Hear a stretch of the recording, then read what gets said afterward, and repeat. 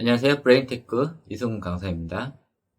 이번에는 우울증에 관해서 말씀드릴게요. 자세하게는 아니고 그냥 간략하게 알아보도록 할게요. 자세하게 하는 거는 제가 나중에 다시 한번 아이들 태아부터 하는 제가 교육이 또 따로 있거든요. 그거 할 때 자세하게 다시 한번 해드리도록 하고, 지금 간략하게 아이들 육아에 관련된 우울증에 관해서만 제가 간략하게 설명을 드리도록 할게요. 우울증은 사람이 활동을 하는데 이런 활동력을 저하시키게 하는 정신적 상태를 얘기를 해요. 이 중에서 이 우울증 같은 것은 남성들보다 여성들이 더 잘 걸리게 돼 있어요. 이유는 이제 차차 설명을 해드릴게요. 이 우울증으로 인해 가지고 우울한 기분을 많이 느낄 수 있고, 또 어떤 생활하는 거에 대해서 의욕, 또 관심, 정신활동의 저하, 감정의 기복이 심하고, 또 초조하고 식욕이 저하되고, 수면이 증가되거나 감소되거나 지속적인 불안감을 느끼게 돼요. 이 우울증을 느끼는 원인은 대인관계, 본인한테 이렇게 많이 스트레스를 주는 이런 사람들이 주위에 많거나, 일반적인 여러 가지 스트레스, 경제적인 요건도 있겠죠. 그런 스트레스, 또 엄마들 입장에서 보면 육아에 의한 이런 스트레스, 이런 것들, 그런 것으로 인해서 우울증이 많이 생기긴 해요. 그래서 이런 우울증에 관련돼서는 보통 이제 심리적 치료나 이제 약물 치료를 실시를 해서 하는데, 보통 사람들이 이거를 빨리 병원에 가서 치료를 받던지 아니면 상담을 받던지 해야 되는데, 이거를 버티다가 이제 좀 심한 선택까지 하시는 분들이 있어요. 요거는 뭐 전반적인 우울증에 대한 설명이고, 이 육아에 관련된 우울증에 관련돼서만 설명을 해드리도록 할게요. 육아의 대표적인 우울증이 임신 때 임신 우울증, 그 다음에 아이가 태어난 후 산후 우울증, 그 다음에 아이를 키우면서 육아 우울증, 그 외에도 몇 가지가 있는데, 이 정도. 그 외에 계절에 따른 우울증도 있고, 날씨에 따라서 우울증이 걸릴 수도 있는 거고, 있는데, 이제, 육아의 대표적인 거, 육아 우울증, 또 산후 우울증, 또 임신했을 때 임신 우울증이 있어요. 근데 이 우울증을 빨리 치료를 해야 돼요. 치료를 안 하면은 그 여파가 아이한테 그대로 전가되게 돼 있어요.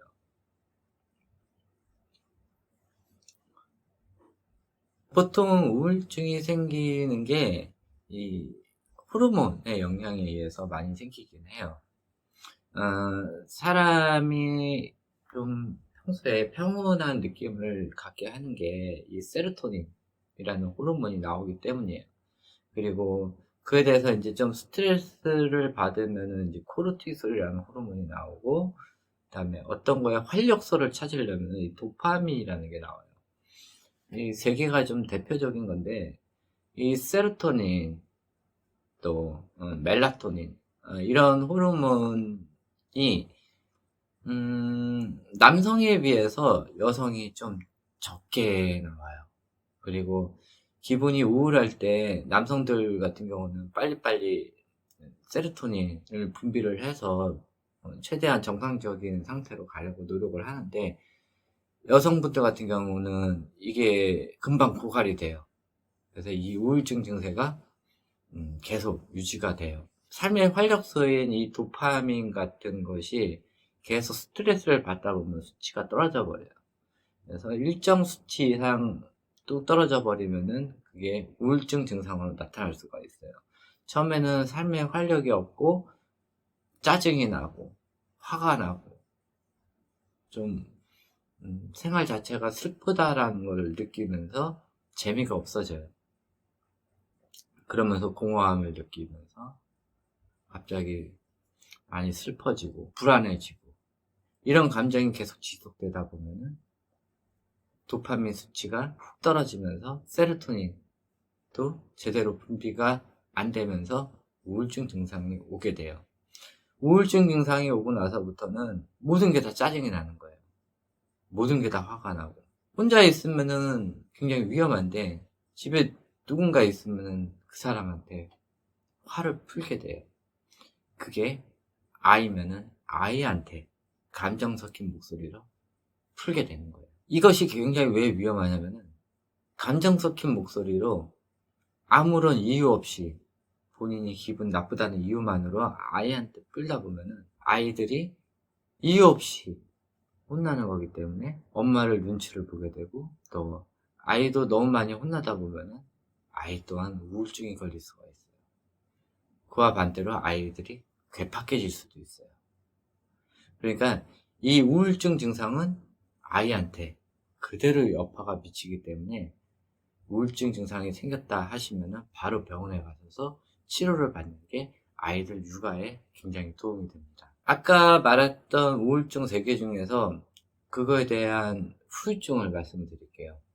임신 중 우울증이 걸렸을 때, 이때는 여러 가지 태아의 기관이 발달하는 그런 상황이라 아이들 뇌나 성격, 기질 이런 것들이 좀 안 좋게 태어날 확률이 많아요.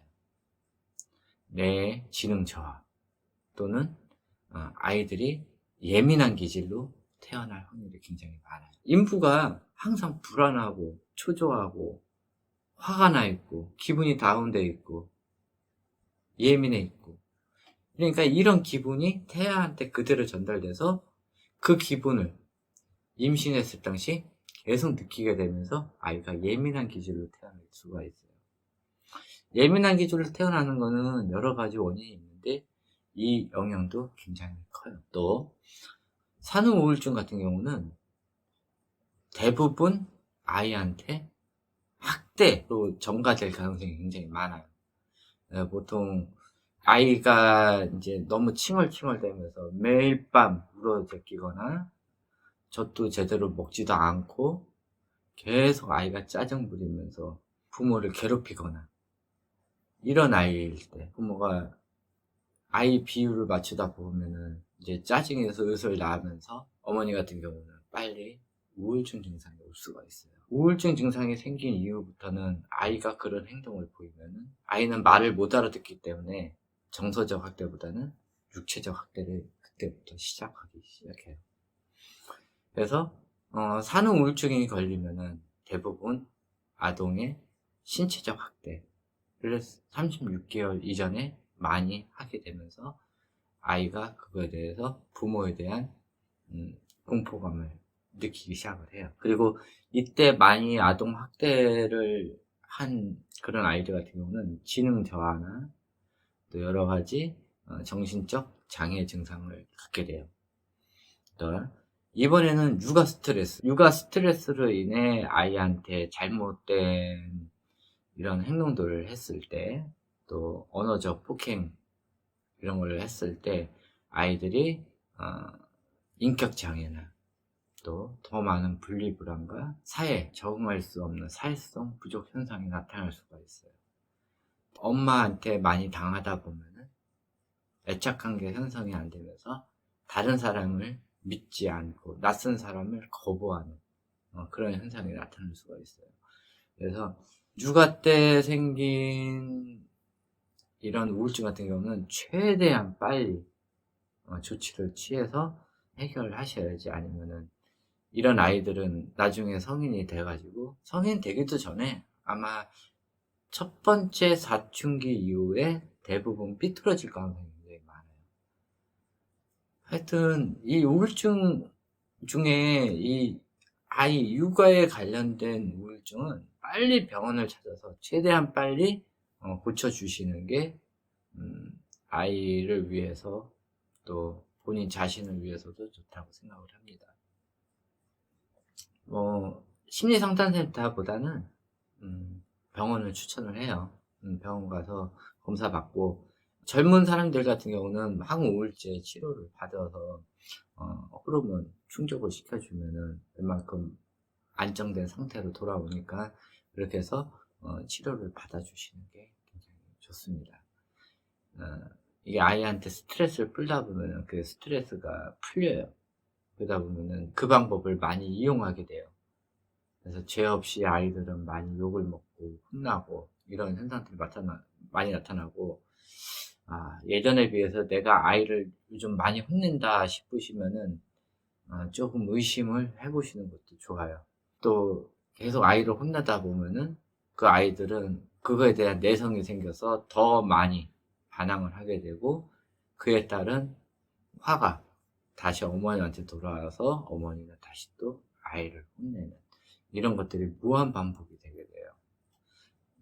하여튼 우울증에 대해서 요거는 간단히 알아본 거예요. 그리고 자세한 거는 나중에 체계적으로 정리를 해 가지고 설명을 해 드리도록 할게요. 이런 경우 말고도 아이가 뭐 셋 이상 되면은 저는 이제 육아 상담보다는 어머니 상담을 더 우선시해요.